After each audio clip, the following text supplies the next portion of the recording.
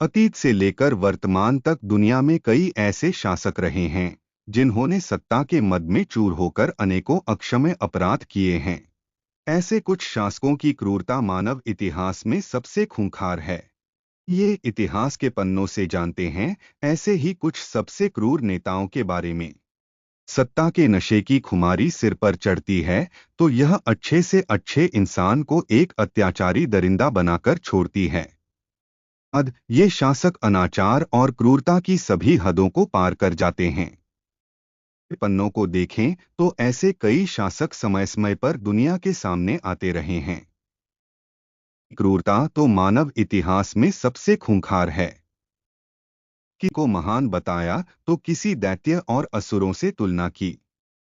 आइए इति पन्नों से जानते हैं अब तक के ऐसे ही कुछ सबसे क्रूर शासकों के बारे में। अत्तीला हून शासनकाल ई 434 से 453। अपने चाचा की मौत बाद अत्तीला हून ने अपने भाई ब्लेदा के साथ संयुक्त तौर पर हुनिक यानी हून साम्राज्य की गद्दी संभाली।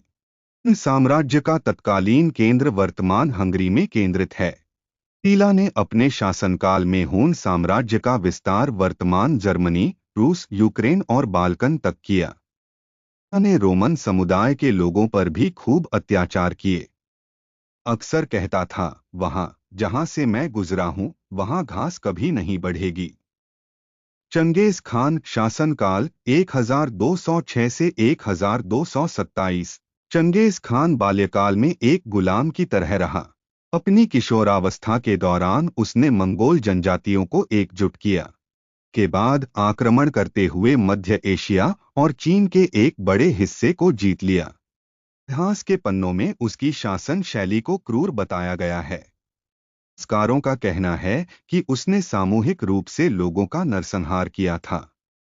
खान भारत तक भी आया था, लेकिन दिल्ली के सुल्तान इल्तुमिश के पराजय स्वीकार करने पर सिंधु नदी के किनारे से ही लौट गया। उसने साम्राज्य की नींव रखी थी। 1027 में चंगेज खान का इंतकाल हो गया था। तैमूर शासनकाल 1370 से 1405। तैमूर लंग उर्फ तैमूर लंगड़ा या टेमरलेन ने 1398 में भारत पर आक्रमण किया। ने सिंधु नदी को पार किया और मुल्तान पर कब्जा किया तथा दिल्ली तक चला आया।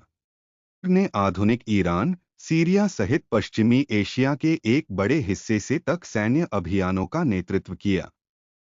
उनके अफगानिस्तान में उसने जिंदा लोगों को दीवारों में चुनवाकर एक टावर बनवाया था। अपने काल के दौरान विद्रोहियों को कुचलने के लिए नरसंहार भी कराए। वह चंगेज खान की राह पर चल निकला था। उसने उनको मानने वाले लोगों के घर जलाए। दिल्ली, मेरठ में बड़े स्तर पर लूटपाट और चुन चुन कर हिंदुओं का नरसंहार किया। सैकड़ों असमत लूटी। क्वीन मैरी, ब्लडी मैरी शासनकाल 1553 से 1558। राजा हेनरी अष्टम और आरागॉन के कैथरीन की एकमात्र संतान मैरी प्रथम, मैरी ट्यूडर, सैन्य आक्रमण के बलबूते 1553 में इंग्लैंड की रानी बनी और जल्द ही कैथोलिक धर्म पिछले शासकों द्वारा प्रोटेस्टेंटवाद का समर्थन करने के बाद को मुख्य धर्म के रूप में फिर से स्थापित किया और स्पेन के प्रिंस फिलिप द्वितीय एक कैथोलिक से शादी की। अगले कुछ वर्षों में कैथोलिक धर्म थोपने का विरोध करने पर सैकड़ों प्रोटेस्टेंट समुदाय के लोगों को मौत के घाट उतार दिया गया और इसके लिए उसे ब्रिटिश क्वीन मैरी को ब्लडी मैरी भी कहा जाता है। मैरी इंग्लैंड पर शासन करने वाली पहली रानी है। इंग्लैंड में रोमन कैथोलिक धर्म को बहाल करने के दौरान प्रोटेस्टेंटों के उत्पीड़न के लिए कुख्यात रही। व्लादिमीर लेनिन शासनकाल 1917 से 1924। व्लादिमीर इलिच उल्यानोव का जन्म 22 अप्रैल 1870 को वोल्गा नदी के किनारे सिम्ब्रिस्क शहर में हुआ था। व्लादिमीर किशोरावस्था से ही कथित क्रांतिकारी गतिविधियों में लिप्त रहा।